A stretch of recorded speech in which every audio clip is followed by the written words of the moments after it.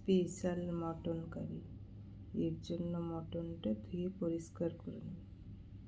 কড়াইতে সরষের তেলে 2টো আলু ভেজে নেব। এরপর ওই তেলেই তেজপাতা, জিরে, শুকনো লঙ্কা, পেঁয়াজ কুচি দিয়ে পেঁয়াজটা লাল লাল করে ভেজে নেব।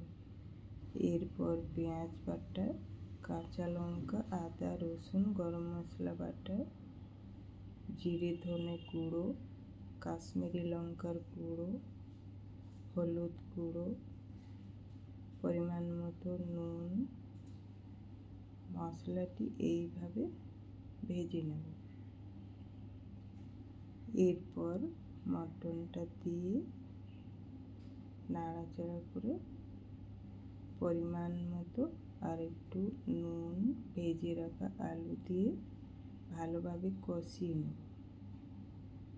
এরপর জল দিয়ে কুকারের মধ্যে দিয়ে মিডিয়াম আঁচে 2 সিটি দিয়ে সিমে রেখে 10 মিনিট রেখে নেব।